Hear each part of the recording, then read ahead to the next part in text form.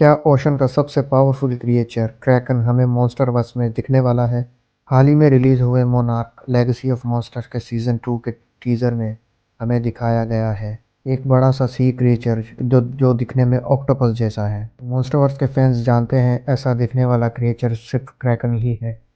Teaser में season 2 की release date announce कर दी गई है जो कि है 27 फरवरी 2026। और इसके अलावा क्या सच में ये सीरीज गॉडजिला एक्स कॉन्ग के मेन विलन नोवा को सेटअप करेगी? आज हम इसी के बारे में बात करेंगे। तो वीडियो को शुरू करने से पहले चैनल को सब्सक्राइब करें, वीडियो को लाइक करें और शेयर करें। दिसंबर में हमें इस सीरीज का एक टीजर ट्रेलर देखने को मिल सकता है। इस छोटे से टीजर में भी हमें बहुत कुछ दिखाया गया है और कैसे ये सीरीज आने वाली गॉडजिला एक्स कॉन्ग के मेन विलन सुपरनोवा गॉडजिला को सेटअप कर सकता है। अगर स्पेस गॉडजिला को दिखाना है तो उसके लिए बायोलांटे को दिखाना ज़रूरी है क्योंकि स्पेस गॉडजिला उसी के डीएनए से बना था। लेकिन अभी तक बायोलांटे दिखाई नहीं गई है, तो शायद इस सीरीज़ के लास्ट तक हमें बायोलांटे इंट्रोड्यूस करवा दी जाएगी। तो बायोलांटे हमें इस सीरीज़ में कैसे दिख सकती है और इस सीरीज़ का मेन विलन कौन होगा, ये जानने से पहले इसका जो छोटा सा टीज़र आया है हम पहले उस पर बात कर लेते हैं ताकि आपको वीडियो को समझने में दिक्कत ना हो। तो टीज़र की शुरुआत में हमें एक बीच दिखाया जाता है जहां कुछ लोग सर्फिंग कर रहे होते हैं। लेकिन तभी एक अनाउंसमेंट होती है कि लोग इस एरिया से आगे ना जाएं क्योंकि वहां टाइटन्स हैं।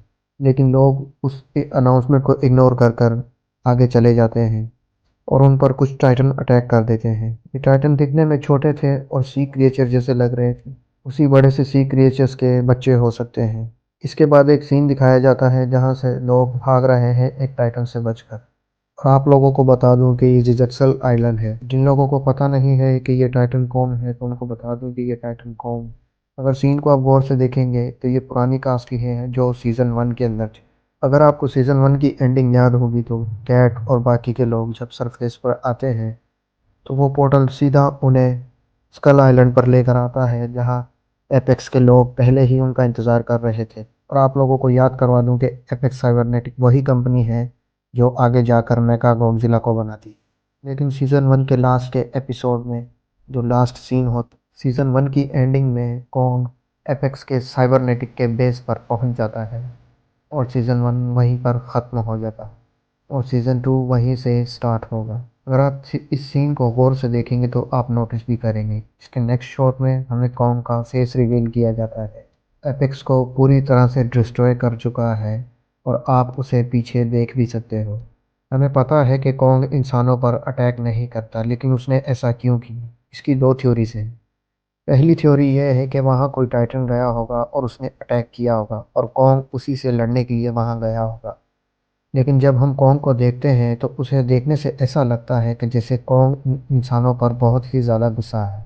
और यहीं पर आती है हमारी दूसरी थ्योरी। अब अगर आपने कॉन्ग पर आई दूसरी मूवी कॉन्ग स्कल आइसलैंड, जिन लोगों ने वो मूवी देखी है उन लोगों को पता होगा कि स्कल आइसलैंड का वेदर भी बिल्कुल नॉर्मल वेदर है। हाँ, वहाँ पर टाइटन रहते हैं लेकिन वहाँ का एनवायरनमेंट बिल्कुल दूसरे एनवायरनमेंट की तरह है, जिसकी वजह से यहाँ ईवी के लोग भी रहते थे। कॉन्ग को उस सिविलाइजेशन से बहुत प्यार था। 2019 में किंग गिडोरा ने वहाँ पर अटैक किया। उस दौरान जो तूफान किंग गिडोरा ने पैदा किया था वो सारा स्कल आइसलैंड पर आकर थम गया था, जिसकी वजह से वहाँ पर इतनी ज़्यादा बारिश हुई कि वहाँ पर फ्लड आ गया और ईवी सिविलाइजेशन ख़त्म हो गई। उसकी वजह से कॉन्ग बहुत ज़्यादा गुस्सा था। लेकिन कॉन्ग ने एपेक्स पर हमला क्यों किया? आप लोगों को एक्स गॉडजिला कॉन्ग का वो सीन तो याद होगा जहां कॉन्ग को पता चलता है कि मोनार्क वालों ने उसके ऊपर आर्टिफिशियल एनवायरनमेंट क्रिएट कर दिया है। यानी कि उस वक्त वहां पर जो धूप पड़ रही थी वो आर्टिफिशियल थी। जब ये कॉन्ग को पता चलता है तो वो एक पेड़ उठाकर उस पर मारता है, जिस वजह से कॉन्ग का शक यकीन में बदल जाता है। यानी कि मोनार्क ने उसके अराउंड एक शील्ड बना के रखी थी, जिसकी वजह से कॉन्ग उस तूफान से बच गया। ये सीन 2021 का है, यानी जब गॉडजिला एक्स कॉन्ग आई थी। लेकिन ये सीन जस्ट तब का है जब गॉडजिला किंग बना था और किंग गिडोरा मारा गया था। तो एपेक्स यहाँ पर मोनार्क के कहने पे आया होगा ताकि वो कॉन्ग के अराउंड एक शील्ड बना सके। जिससे आइलैंड पर बारिश ना हो और कॉन्ग बच जाए। और इतने बड़े आइलैंड पर ऐसी शील्ड बनाना जो आर्टिफिशियल वेदर भी बना सके, ऐसी शील्ड तो सिर्फ वही बना सकती है जिन्होंने मेका गॉडजिला बनाया था, यानी कि एपेक्स साइबरनेटिक्स। इसी वजह से जब एपेक्स वाले ये शील्ड बना रहे होंगे, उसी वक्त कॉन्ग को लगा होगा कि ये शायद मुझे कैद करना चाहते हैं, इसीलिए कॉन्ग ने उन पर अटैक किया होगा। अब यहाँ पर मैं आप लोगों से एक सवाल पूछता हूँ कि गॉडजिला एक्स कॉन्ग में हमें पता चल गया था कि मोनार्क ने कॉन्ग के अराउंड एक शील्ड बनाई हुई है, और ये शील्ड बनाने में मोनार्क वालों को बहुत टाइम लगा होगा। सवाल यहाँ पर ये आता है कि उस टाइम पर कॉन्ग कहाँ था, और अगर वो स्कल आइलैंड पर ही था तो उसने इंसानों को कुछ कहा क्यों नहीं, क्योंकि अगर देखा जाए तो वो उसे कैद ही कर रहे थे। देखते हैं आप इसका आंसर दे पाते हैं कि नहीं, और अगर मुझसे जानना चाहते हैं तो कमेंट्स में लिखिए। दूसरी बात यह है, कॉन्ग इन पर इस वजह से भी अटैक कर सकता है क्योंकि कॉन्ग को पता चल गया होगा कि वो लोग पोर्टल्स के साथ छेड़खानी कर रहे हैं। वहीं नेक्स्ट शॉट में हमें ये दिखाया जाता है कि होलो अर्थ से जुड़ने वाला पोर्टल एक जंगली इलाके में है, और होपफुली ये जगह स्कल आइसलैंड ही होगी जहाँ से ली शो पोर्टल के थ्रू सरफेस पर आया था। आपको याद होगा कि लास्ट सीजन में वो एक्स मंडी में ही रह गया था, तो फिर वो बाहर कैसे आया। आपको याद होगा कि एक ख़राब मशीन वहाँ पर शुरू में ही पड़ी थी, जो उस टाइम पे तो ख़राब थी, लेकिन बाद में उसे उसने रिपेयर करके किसी तरीके से सरफेस पर आ गया होगा।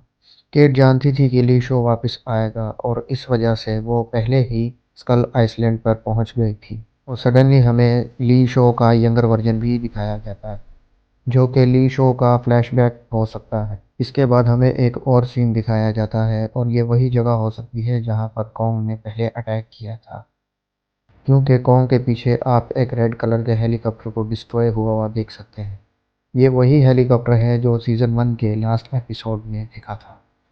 उस वक्त पर कॉन्ग वहाँ पर इसलिए आया था क्योंकि कॉन्ग को पता चल गया था कि वहाँ पर पोर्टल का यूज़ हुआ है, और अब भी कॉन्ग इसीलिए आया है क्योंकि इस सीन में भी पोर्टल यूज़ होता हुआ दिखा रहे हैं।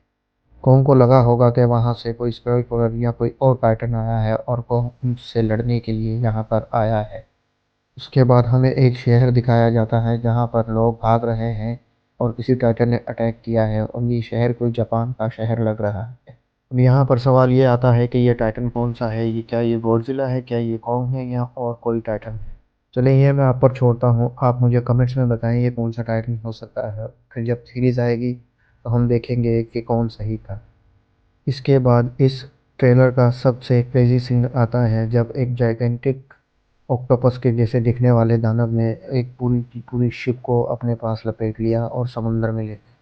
देखने से तो यही लगता है कि ये क्रैकन है, लेकिन वो क्रैकन होगा नहीं, क्योंकि क्रैकन को तो पहले ही जिसे स्कल आइसलैंड एनिमेटेड सीरीज में दिखा दिया है, और अपने कॉन्ग ने उसको पहले ही पेल दिया था। लेकिन यार अभी भी एक और सी टाइटन है जो दिखने में तो क्रैकन जैसा है लेकिन क्रैकन नहीं है। उसका नाम है नाकिका। ये क्रैकन से भी ज़्यादा पावरफुल है, और इसके पास इलेक्ट्रिक की पावर भी है, जिससे वो अपने एनिमीज़ को इलेक्ट्रिक के शॉक देता है, बिल्कुल किंग गिडोरा की तरह।